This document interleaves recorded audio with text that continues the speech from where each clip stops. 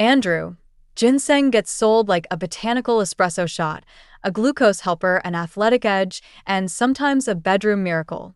If someone is holding a Panax ginseng bottle in the supplement aisle, what is the first claim you would make them slow down and translate? I would translate it from ginseng works to what kind for whom and measured how. Panax ginseng contains ginsenosides, polysaccharides, and other compounds, but a tea, a red ginseng extract, and a concentrated capsule are not interchangeable. Human reviews show some signals in inflammatory, oxidative stress, and vascular markers, while broader outcomes like weight, lipids, blood pressure, and glucose control are often not clearly improved. The famous molecules are ginsenosides, a family of saponins. Processing matters because red ginseng is steamed and dried, which shifts its chemical profile compared with fresh or white ginseng. Some newer reviews focus on rare ginsenosides like RK1 and RG5 because processing can reduce sugar groups, alter polarity, and potentially improve membrane passage. That is mechanistically interesting, but it does not automatically prove a retail product improves your afternoon energy. So, when people say ginsenosides are the active ingredients, are they absorbing those exact molecules? Or is the gut doing part of the job before anything reaches the bloodstream? The gut is probably part of the story.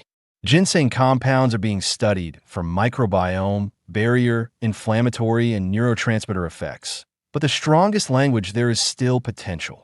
For energy, I would not frame Panax ginseng like caffeine. The better hypothesis is modulation. Maybe less perceived fatigue in some stressed or depleted contexts, not an immediate jolt you can time before a meeting. If the best use case is fatigue modulation, who is the realistic candidate? Someone underslept, someone training hard, someone older, or someone with a medical fatigue syndrome? First, unexplained fatigue deserves a real medical look, especially with weight loss, fever, shortness of breath, chest symptoms, depression, anemia risk, thyroid symptoms, or cancer treatment. A supplement should not become camouflage.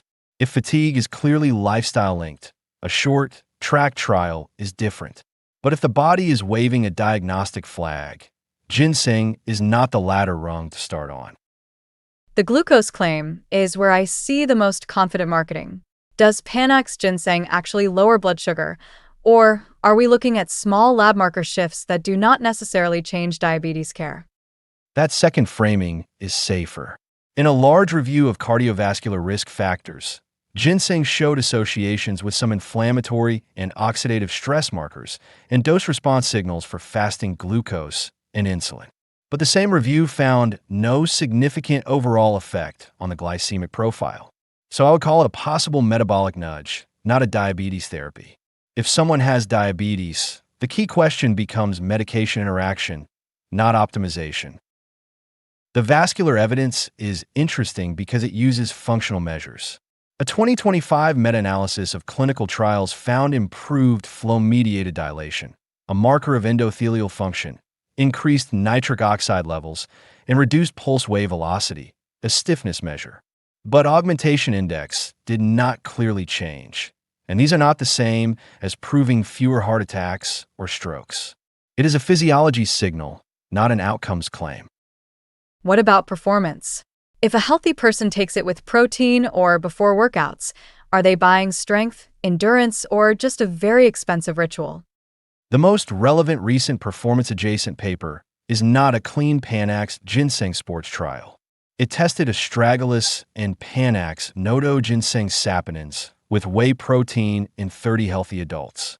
It found better valine and leucine absorption, a larger grip strength increase, and the strongest amino acid signal in older adults. Useful clue? Yes. Proof that Panax ginseng capsules build muscle? No. Resistance training and total protein still do the heavy lifting. If someone still wants a careful trial, how should they think about the label? Is Korean red ginseng enough, or should they look for standardization and third-party testing? I would make the trial boring on purpose. One product, one reason, and one or two measurable outcomes. For fatigue, use a daily energy score plus sleep duration. For glucose, Only do it with clinician awareness if medications are involved, and use actual meter or CGM data. For workouts, track reps, load, and recovery. If nothing moves after a reasonable trial, do not keep escalating because the marketing story is exciting. The pause list matters. Ginseng can cause insomnia or jitteriness in some people, and blood sugar effects matter if you use insulin or glucose-lowering medicines. People on anticoagulants or antiplatelet drugs, those with immune or autoimmune conditions, pregnant or breastfeeding people, and anyone approaching surgery should ask a clinician first. Also avoid stacking it with mystery stimulant blends, because then you cannot tell what caused a side effect. So the clean takeaway is not ginseng is fake and not ginseng fixes energy. It is a chemically complex root with plausible ginsenoside biology, some human signals in fatigue-adjacent, vascular, inflammatory, and metabolic markers, and a lot of overconfident selling. Use it only when the goal is specific, the product is transparent, the baseline makes sense, and the stop rule is written down.